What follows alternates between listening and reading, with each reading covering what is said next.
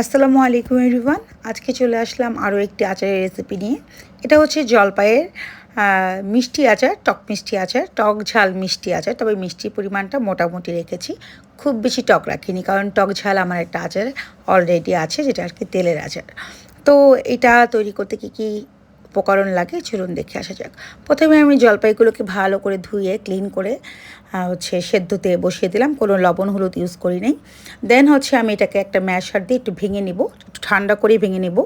আর এ পর্যায়ে চেষ্টা করবেন যতটা পানিটাকে একদম ঝরিয়ে শুকনো করে নেওয়া যায় জলপাইটিকে। আমি এটা সবসময় বলি, আচারে পানি থাকলে কিন্তু আচারটাকে ফাঙ্গাল পড়বে, লং লাস্টিং হবে না, নষ্ট হয়ে যাবে। যদি অল্প পরিমাণে হয়, যদি সব করে অল্প করে একটু বানিয়ে খান, সেটার বিষয় ডিফারেন্স। আর যদি লটস অফ কোয়ান্টিটিতে বানান, তাহলে কিন্তু অবশ্যই এটা ফলো করবেন, পানিটা যেন কোনোভাবে না থাকে। তো থেতো করা হয়ে গেছে। এখন আমি এগুলো সব গুছিয়ে নিয়েছি। আর একটা ননস্টিকি প্যান নিয়ে নিলাম, এটা হচ্ছে হানিকম্বের প্যান। আর এখানে আমি খাঁটি সরিষার তেল ইউজ করব যথেষ্ট পরিমাণ, প্রায় 2 কাপ মতো। দেন এর মধ্যে আমি দিয়ে দেবো তেজপাতা।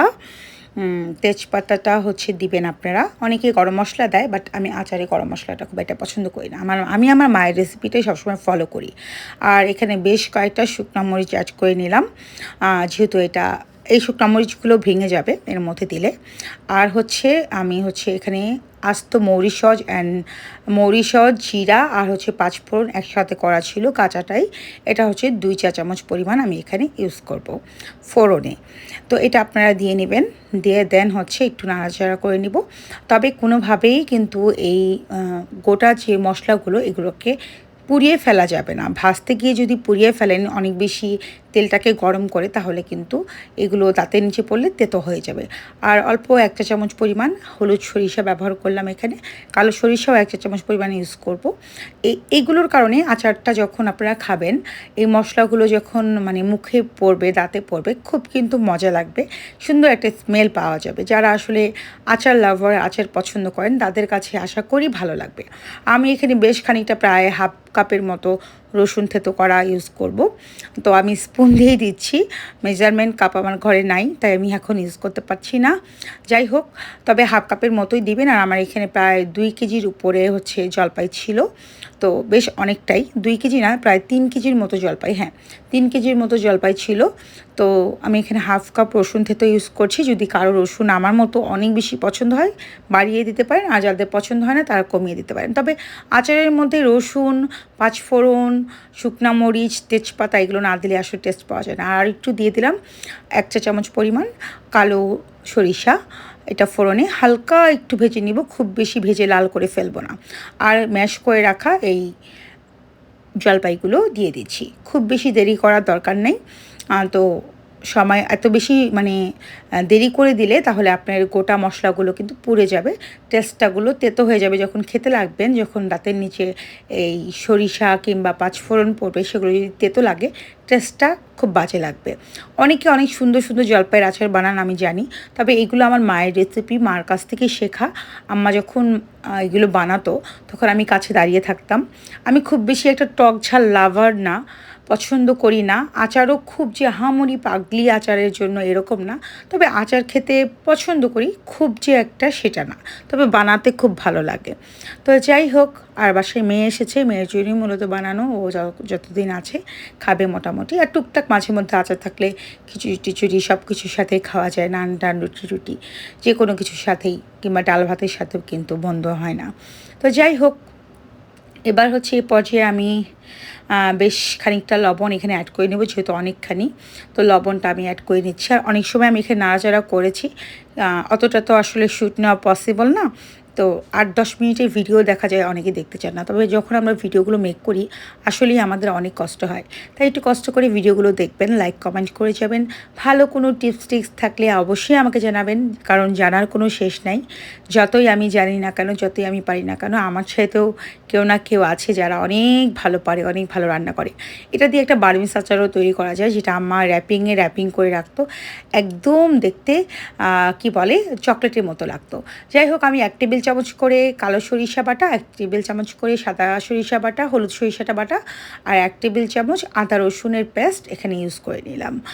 অবশ্যই এই জিনিসগুলো দিবেন। আর আমি যে আদা রসুন আর হচ্ছে এই কালো সরিষা সাদা সরিষা বাটা দিলাম। এগুলো কিন্তু সব আমি হোয়াইট ভিনেগার দিয়ে বেটে নিয়েছি। শিল নোড়া আগের থেকে ভালো করে ধুয়ে শুকিয়ে নিয়েছি, কোনো পানির সংস্পর্শে আসেনি, হাত টাত সব ক্লিন করে ধুয়ে নিয়েছি। এই টিপসগুলো যদি ফলো করেন আচার লং লাস্টিং হবেই হবে। এছাড়াও হোয়াইট ভিনেগার ইউজ করবেন আর আচারকে রোদে দিবেন, তাহলে কোনোভাবেই ফাঙ্গাল আসবে না। অনেকেই বলে রোদে দেওয়ার ঝামেলা ছাড়া আচার বানানো দেখায়। আসলে ঝামেলা এড়াতে ফ্রিজ ইউজ করা যেতেই পারে। অল্প পিষ্ট বানালে রোদে না দিলেও চলবে, অল্প করে বানিয়ে যদি খেয়ে ফেলেন সেই বিষয়টা ডিফারেন্স। আর যদি যারা লটস অফ কোয়ান্টিটিতে বানান কিংবা লং লাস্টিং করতে চান তারা কিন্তু অবশ্যই এই টিপসগুলো ফলো করবেন।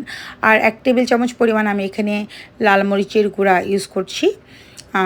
যাই হোক, একটু বেশিই দিয়ে দিলাম যেন একটু ঝাল ঝাল হয়। এটা ঝাল টক মিষ্টি আচার, আর মিষ্টির পরিমাণটাও দিব ব্যালেন্স করে। খুব যে বেশি কড়া মিষ্টি হবে এরকম না, আচারে খুব একটা কড়া মিষ্টি হলে ভালো লাগে না, তবে মিষ্টি মিষ্টি ভাব থাকতে হবে, খুব বেশি টক না।